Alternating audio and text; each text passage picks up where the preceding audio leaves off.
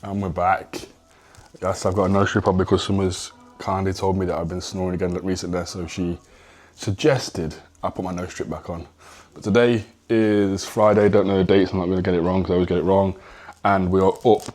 Carter decides to get us up before the alarms again.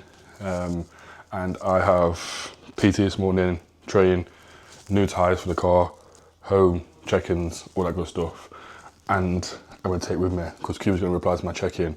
We may have an update on that as well. So back-to-back PT done, and I checked in late last night for early reply this morning, so I checked in today basically. And the check-in, I don't like to say, but I did say to Cuba I feel a bit battered, and usually within myself I would run further than I need to and be stubborn with it and try and basically see it through. Whereas I know it's not really beneficial now. My joints are a little bit sore. I'm tired. Motivation to train's down. Appetite's not really took a hit, to be fair. And pumps in the gym have been very good, but you can see I look tired. I feel tired. I've been had a couple of naps this week in the daytime to try and catch up, but it's just not working. But my joints is probably the main thing that is a telltale sign. Performance in the gym is pretty good, but I'm just knackered. So I told him about that. And said, is it best to try and have an extended weekend rest, which is what we're going for, and then have a little bit another rest day next week extra as well to add to that. So I am going to get my push session done quickly now, and then I shall be having 3 days rest, manipulating next week as well, and hopefully that should give me some time to A, rest my joints, and B, have me feeling a bit fresher, which would be nice because we're in a good groove. I don't want to ruin it by burying myself, which is historically what I am pretty bad at. I'll just go and all of a sudden I'll just hit the wall and I'll be in a bad place and have to have a longer time out of gym. So to stay trained and not get untrained and have to have too long out of gym, this should hopefully help us. But I'm going to get into the session, and then I'm going to film a little bit for you, but not too much, just get a few sets filmed. And then we should have a catch up about the food increase I've had, the current setup, and what the plans are going forward, right? But I will get into the session and I'll catch up with you guys, maybe in it, maybe after. We shall see how I get on, all right?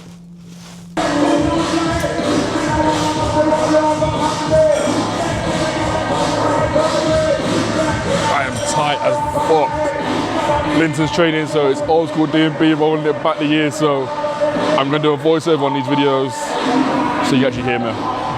We're in with the first movement, which is the pec fly. I love this machine because it's such a simple setup. You can see here I'm actually really tight from my pec and delt tire, which has caused me to a little bit of discomfort.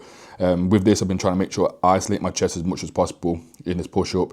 So making sure that any time I feel like my delt's taken over, the set is finished, just keeping my chest elevated, making sure I'm getting full stretch and full squeeze.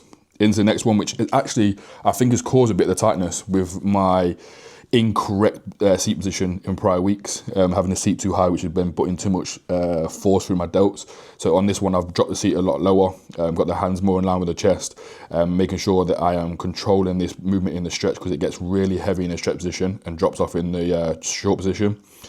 Great movement, and you can feel the squeeze because it converges really nicely. But again, making sure that any point I feel like my delt's taken over, that is when the set finishes, to keep my set standardized across the progression of this training phase. Prime incline press, nice movement. With this, again, I've actually had some issues in the past, but it's more down to my lack of knowledge through the setup. But now I know how to set it up properly, maximising a lot better. Loading the top pins, I've already done two chest exercises already, should I say, which allows me then to make sure that I'm isolating my chest a bit more, keeping that chest nice and upright, making sure that I'm not pressing with my delts, that I'm pressing through my chest a lot more. Elbow path being very important here. And I've actually got on with this a lot more recently, and I'm actually really enjoying it. So I'm going to run this as much as we can. Anytime my delts take over, set's finished. I've got one movement for delts in this push-up phase, in this chest, in the programming of this push-up phase. So that is this lying cuff raise, which I'm doing on both my push and upper day. So I only have this exercise to make some improvements on my delts.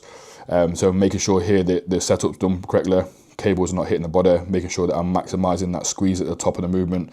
And again, any point of this where I feel like I'm not getting the most out of it, I stop the set, but need to maximise the most out of this movement because it's the only one I have. So the only reason this is not a push session, that is actually an upper session, is this lat movement here, which is the cable pull down. Again, the tightness through my delt and pec tie-in actually limits my stretch here, which you can probably see a little bit, but just making sure that I'm maximising driving that elbow into pocket, making sure my torso is stuck in position, and at this point I'm making sure I'm sat right, nice and upright, slightly leaning back to get the lat in the position it's going to be the best, but also making sure that I'm not rocking backwards and forwards. You'll see I get a quick real adjustment here just to make sure I'm in that position because I felt myself moving.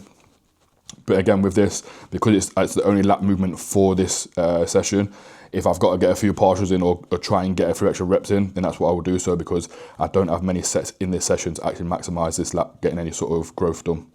And into a overhead tricep extension. Some people will have the cables lower, but I like it higher because I feel like then I'm not getting any loading from my back at all, and I can isolate the tricep a lot more. Going overhead always is going to be training in the lengthened position because you get more of a stretch on the tricep, and feeling like we are getting the most out of it. So making sure I'm getting the tricep fully short as well, but also making sure my forearm is squishing my bicep at that stretch position to get the most out of it. Good session, over and out. So we're back, and it's maybe a few days after because I didn't finish recording on the day I was supposed to. However, I'm now 3 days rested, which I feel way better, all right? Quick catch up of where we're at, because I haven't really dived into it too much. We are week 14 of this off-season push-up phase. And with that 14th week in, that means I am 19 weeks post-show. Body weight on the final show was 90.8. This morning I am 98 kilo. So I'm only like 7.2 kilos up in 20 weeks. Or 19 weeks, should I say. So we're actually not that far up in body weight, but the look is quite good for this point, okay? Obviously within that I did have, over that time period, there's been 2 holidays, Christmas, my birthday. We did do the quick reset for about 10 to 14 days in there as well, just to pull some weight off, but it probably served me quite well in the long run. That leaves me with 10 weeks left mapped out for this push-up, so it would be 24 weeks total, which 10 weeks isn't long, and it will fly by quickly, so I have a need to get moving, but at the same time, I am, as a client, I'm a typical client. I'm over eager to get things pushing on, but then if I take my client head off and put my coach head on, things are actually working quite well. Progression gym is fantastic, appetite's good, body composition is good. Now I feel fresh, I'm in a good position with that as well, so that is pretty fantastic, all right? So it leaves me with ability to run for the rest of the push-up, and I should be able to see 24 weeks out and be in a really good position. If I was to say where I want to finish bodyweight wise, if I was to say another half kilo per week would be 5 kilos on top, so I'd be around 103. 104 is my heaviest weight I've ever been, and I was fat then. I was really, really fat. So to say if I can continue this sort of progression I'm on now and finish around 103 kilos, I'll be over the moon. And that's me holding myself back a minute, like I'm still hungry, I'm still licking my plate clean at night time, thinking, oh God, I'm all my food's on for the day. So I could very easily push this up very quickly if I wanted to, but obviously it's going to have no real premise overall. So that is the timeline. In terms of training, I'm still training 5 days a week. It is push, pull, legs, rest, upper, lower, rest. My upper session is basically another chest session because that's the weakest area that I need to bring up in my upper body. So we have, on the upper day, it's all chest, apart from one lat exercise. Obviously a couple of sets of side lat raises and then some triceps to finish. But it is predominantly chest again. So we're hitting chest twice a week, we're hitting back once a week, legs twice a week. So things are moving well in that direction. My back is still my strong point in terms of my actual back. Lower half still need bringing up, but it is coming up and I'm getting thicker, so that is good as well. So that is my training as well. Food wise, I'm not actually eating that much food, which I'm looking at my laptop, which is why I'm not looking at the camera. I'm currently eating now with this food bump 3,737 calories and 3,106 calories on a rest day. That is sitting me at 530 grams of carbs on a train day and 357 grams of carbs on a non-train day. Protein is 300 grams, 304, and then 280 on a non-train day as well.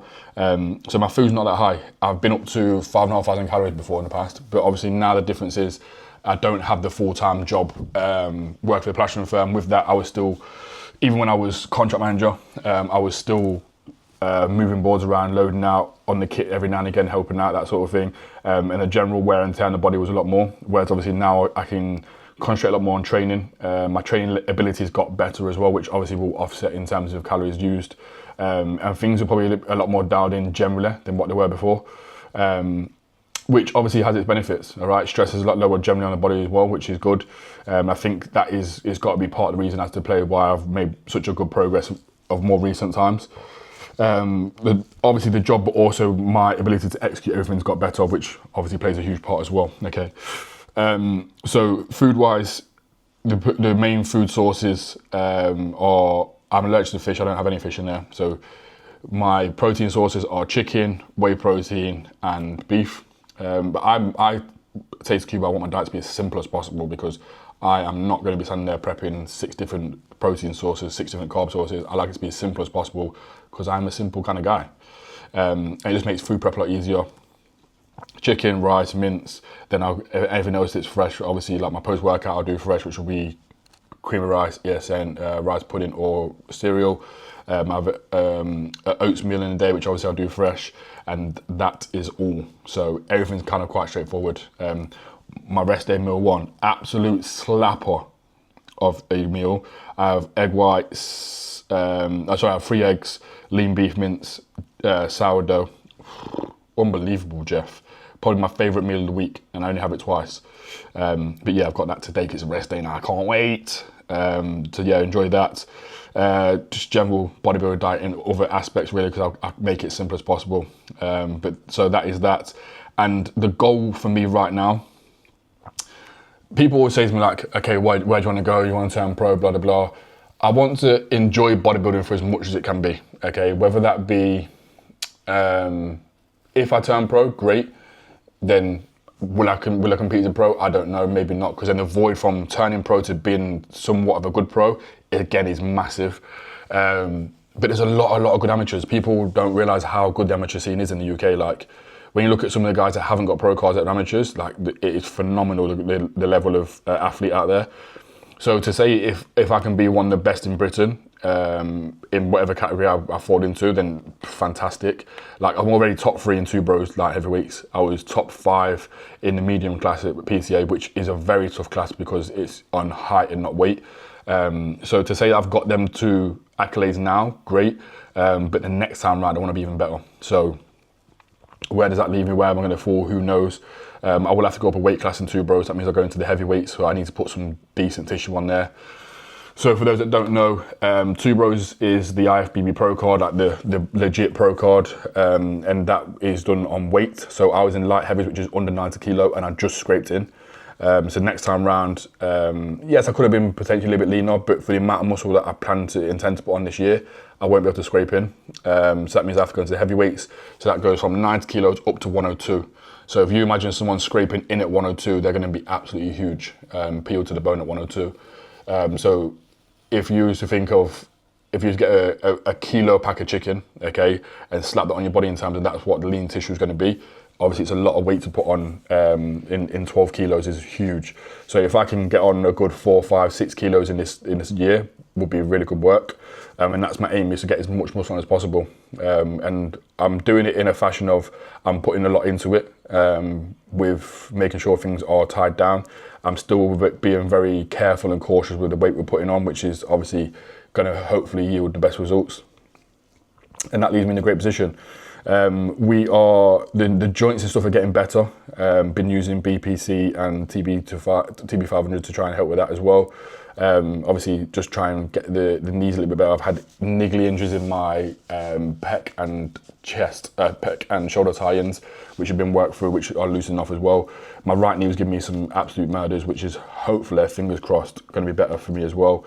But other than that, I'm pretty lucky. I've never really had a, touch wood, bad injury, just niggles. But the goal to actually, the key to getting big is to be able to continually train through your push-up phases, or continue to train injury-free. So if that means manipulating training a little bit, then do so. Obviously me and Q have gone back and forth with things that aggravate my knees, what can I do to get away with, loading profiles, higher rep sets, obviously execution, that sort of thing. So we've got more of an understanding over the time what's causing it. And obviously in this first 14 weeks of this push-up phase, my strength went through the roof on legs, and I got stronger quicker, which always the case. Muscles get strong, connective tissue doesn't get as strong as quick, so therefore you run into them issues. So now it's about refining the strength I have there, and obviously making sure that we're utilising it just to get as best in this as possible without causing injuries. And I think we're actually in a good position overall. I'm actually really, really happy. So I'm actually in a position where I think this is going to be the most productive push-up phase I've ever had. And that should be coupled with one again after. And if depending upon where my body composition finishes, we'll have to do a diet. Knowing Cuba, yes, he loves to make sure we are in good condition. So I'll probably have to do somewhat of a diet throughout the year somewhere to pull me back in a little bit. And then obviously we'll go into a second push-up phase, and I think I'll be probably getting on stage early 2027, which actually, no, in fact I will be, because we have a wedding abroad in the summer of 2027, so I've got to be done, finished before then. So it'll be early 2027, I'll be getting on stage, which I'm looking forward to. But right now, the goal needs to be set of get as big as fucking possible. So if you've made it this far, thanks for watching. Any questions, anything you want me to cover, let me know. But that is the current situation. We are about 300 and odd calories up from our last food bump, and food is sitting very nicely. I'm sinking it like no tomorrow, and I'm looking forward to more food. So thanks for watching, subscribe, like, all that good shit, and KGT to the world. Peace out.